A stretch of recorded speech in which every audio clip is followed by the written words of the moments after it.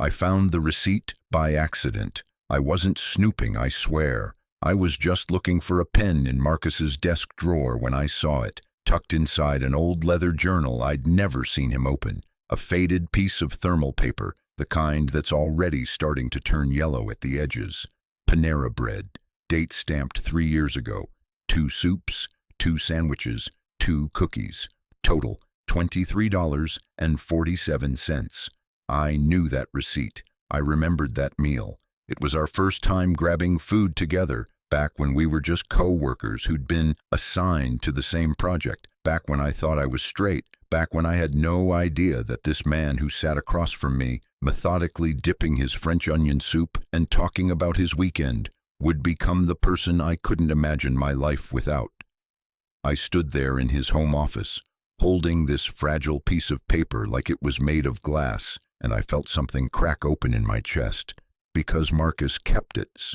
For 3 years, through 2 apartments and countless life changes, he'd kept the receipt from a random Tuesday lunch that I hadn't thought about in years.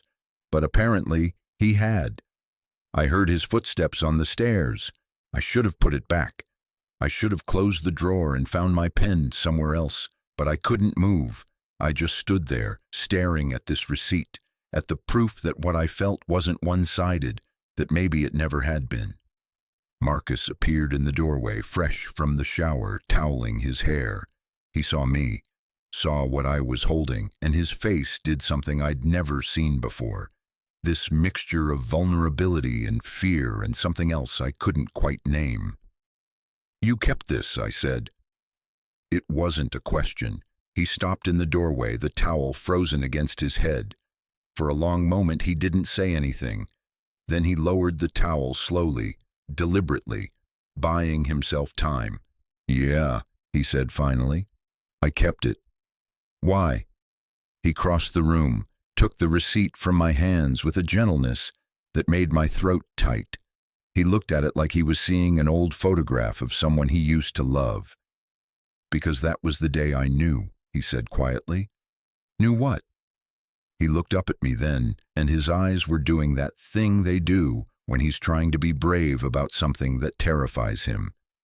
That I was in trouble, that I was falling for someone who would never fall back. I felt like someone had knocked the air out of my lungs. We'd been together for 6 months. 6 incredible, complicated, life-changing months since the night I'd finally admitted to myself what I'd been feeling, since I'd shown up at his door in the rain like some ridiculous movie cliché and kissed him for the first time. But we'd never talked about before. About all those months when I was still trying to convince myself I was just really invested in our friendship. "You never said anything," I managed. "Of course I didn't. You had a girlfriend. You talked about her all the time. You were so clearly, obviously straight that I felt like an idiot every time I caught myself looking at you too long." He laughed, but it sounded painful. "Do you know how many times I almost quit that project just to make it easier on myself?" "But you didn't." "No, because apparently I'm a masochist. Because even though it hurt, I couldn't give up those lunches. Those stupid, meaningless Tuesday lunches where we'd sit in Panera and you'd complain about traffic and I'd pretend I wasn't memorizing the way you laughed." I sat down on the edge of his desk because my legs suddenly felt unreliable. "I didn't know. God, Marcus, I had no idea." "You weren't supposed to know. That was kind of the whole point." He sat down next to me, close enough that our shoulders touched. "I got really good at hiding it, at being your friend and nothing more, at acting like my heart didn't do this stupid flip every time you texted me. When did it start? When did you know?" He was quiet for a moment, turning the receipt over in his hands. "Remember that first meeting? When they assigned us to work together and you stuck around after everyone else left?" I nodded. I remembered. It was late afternoon. The conference room had that golden hour light coming through the windows, and everyone else had scattered the moment our manager dismissed us. But Marcus had lingered, organizing his notes, and I'd found myself staying too, even though I couldn't have explained why. You asked me if I wanted to grab coffee, he continued. Not like, let's get coffee and talk about work, just, did I want to get coffee? And we sat in that horrible break room with the fluorescent lights and the coffee that tasted like burnt cardboard, and you told me about your sister's wedding and how you'd given this toast that made everyone cry. You did this whole reenactment, different voices for different family members. You were so unself-conscious about it, so genuinely into making me laugh. I remember you almost snorted coffee out your nose. Yeah, and I remember thinking, oh no, this is bad, because you were funny and kind and you had this way of giving people your full attention that made them feel like they were the only person in the world. And I knew right then that I was going to have feelings about you, that it was already too late to stop it. My heart was doing something complicated in my chest. The receipt is from weeks after that, though. I know, but that lunch was different. That was the first time we hung out outside of work without it being a work thing. You texted me that morning, asked if I wanted to grab lunch, just the two of us. And I sat across from you in that booth, and you were telling me about this book you were reading, getting so animated about the plot twist, and I just thought, I want this. I want lunches with this person. I want to hear about books and bad traffic and everything else. I want all of it. So you kept the receipt. So I kept the receipt, like some kind of pathetic souvenir of the best worst day of my life, because it was wonderful, sitting there with you, but it was also torture knowing that's all it would ever be, that I'd go home alone and you'd go home to Emily, and that would be the shape of things forever. I took his hand, threaded my fingers through his. I'm sorry. I'm so sorry you went through that alone. Don't be sorry. You didn't do anything wrong. You can't help who you're attracted to. Believe me, I've given that speech to myself about 1,000 times. But I was attracted to you. I just didn't let myself see it. He looked at me then, really looked at me. What do you mean? I'd never told him this part. I'd never found the right words. But sitting there, with the receipt between us like a bridge across time, it felt like maybe now was the moment. I used to make excuses to text you, I said. Stupid stuff. Questions I already knew the answers to. Memes I thought you'd find funny. I told myself I was just being friendly, building a good working relationship.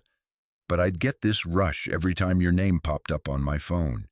And when you took a few hours to respond, I'd get anxious. I'd check my phone constantly. I'd wonder if I'd said something wrong. That's just friendship, though. Is it? Because I didn't do that with my other friends. I didn't lie awake at night, replaying conversations with anyone else. I didn't get irrationally jealous when you mentioned hanging out with other people. I didn't think about you first thing in the morning and last thing at night. Marcus's hand tightened around mine. You never said anything either. Because I didn't understand what I was feeling. I'd dated women my whole life. I had a girlfriend I cared about. The idea that I might be attracted to a man, to you, it didn't fit with the story I'd told myself about who I was. So I buried it. I rationalized it. I told myself you were just a really good friend, and that's why my heart raced when we made plans. When did you figure it out? Honestly, that night you came over to help me move furniture, remember? I'd just gotten that new couch delivered and it was too heavy to maneuver by myself. You came over after work, still in your dress shirt with the sleeves rolled up, and we spent like an hour trying to get this stupid couch through the doorway. I remember we had to take the legs off. Yeah. And we finally got it in place, and we were both sweating and laughing, and we collapsed on opposite ends of this couch. We'd just spent an hour wrestling into position. And you said something. I don't even remember what. But I looked over at you and I just thought, I want to kiss him. Not like a vague, abstract thought, like a specific, visceral want. And it scared the hell out of me. That was 4 months before you showed up at my door. I know, I spent 4 months trying to put that thought back in whatever box it came from. I avoided you, made excuses why I couldn't hang out.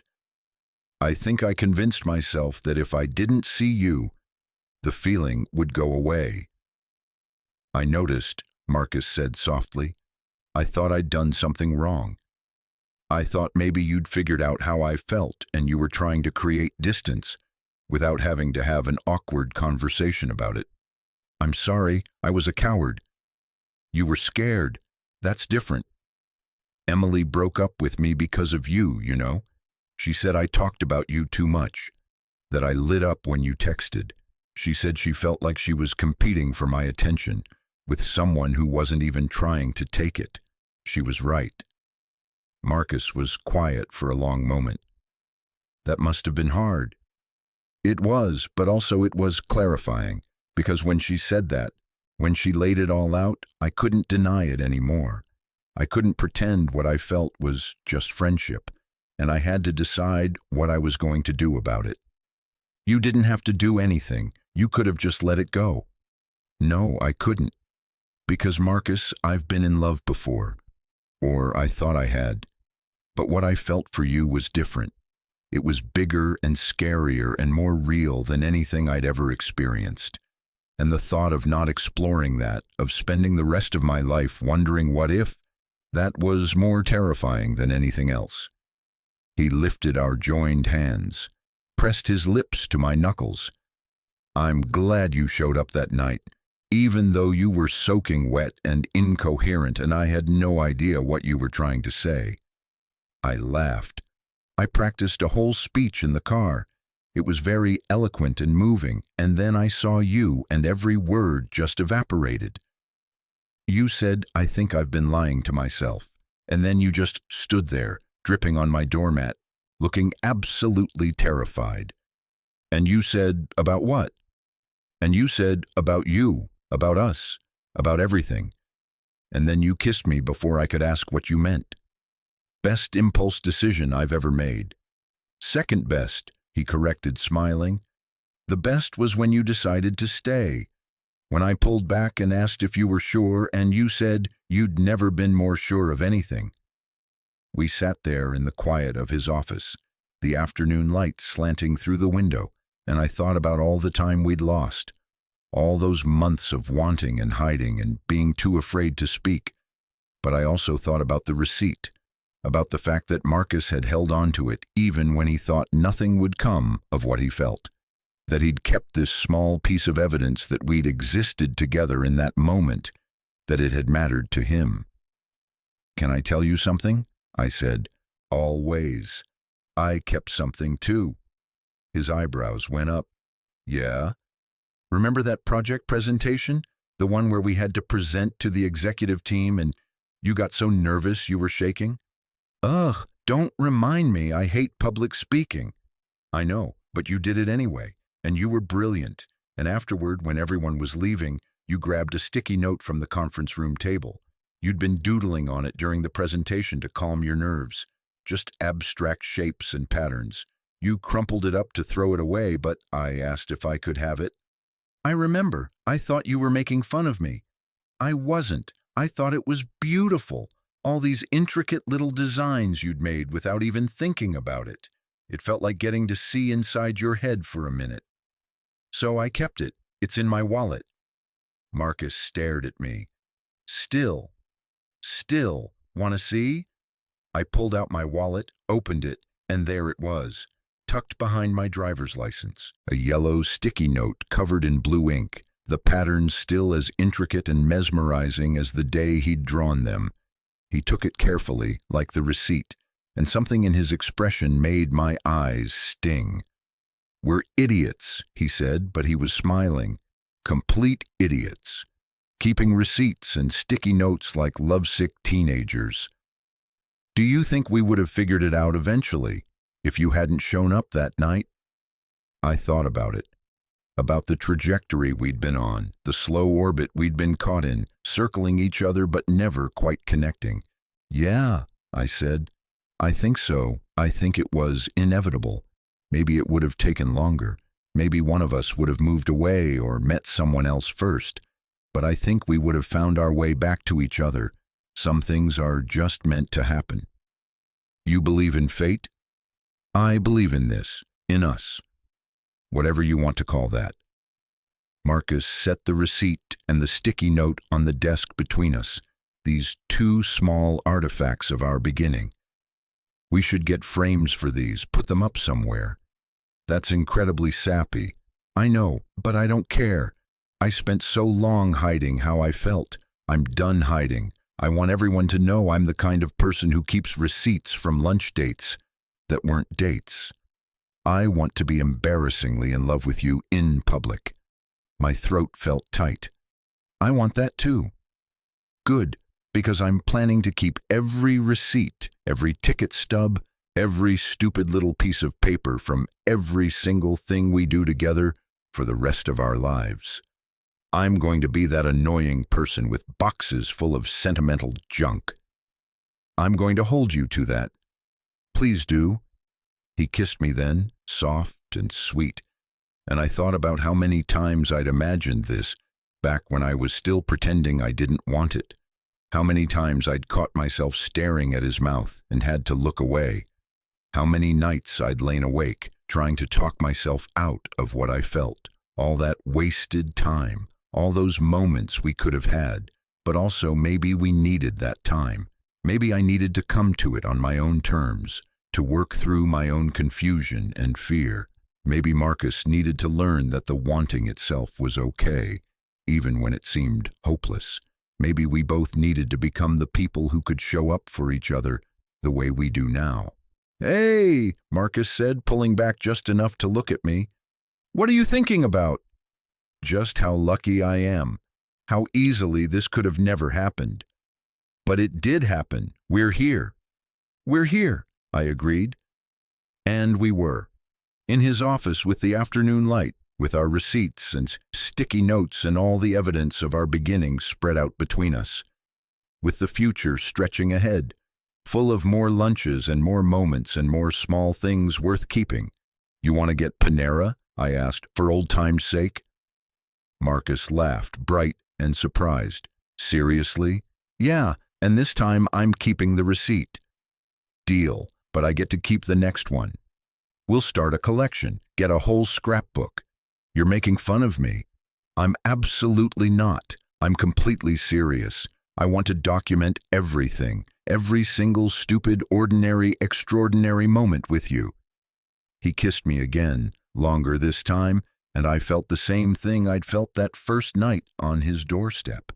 That sense of rightness, of coming home to something I didn't even know I'd been searching for. "I love you," I said against his mouth, in case that wasn't clear. It was clear, but I don't mind hearing it anyway. "I love you. I love that you kept the receipt.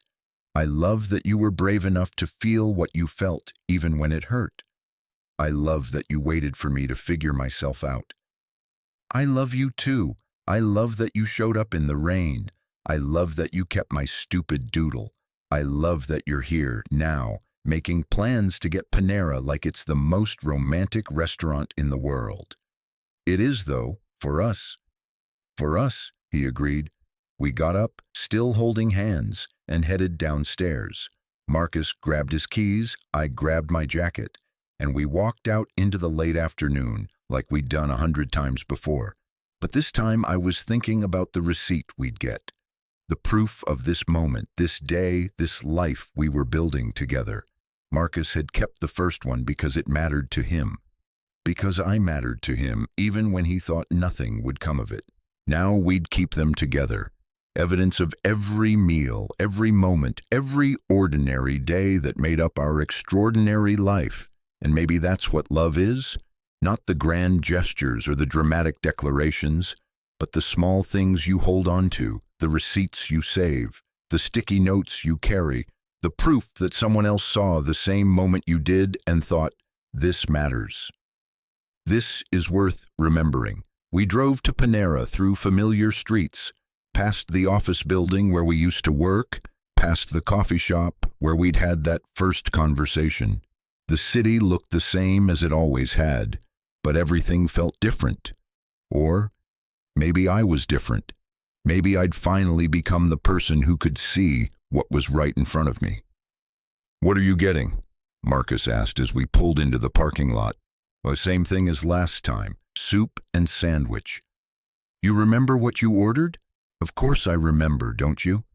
He smiled, that soft smile that still made my heart do stupid things. Yeah, I remember everything about that day. We went inside, ordered our food, found a booth by the window.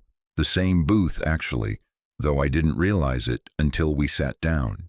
And maybe it was coincidence, or maybe it was fate, or maybe it was just that this was the best booth in the place with good light and a view of the parking lot. But sitting there across from Marcus, watching him dip his soup the same methodical way he always did, I felt the weight of all our history.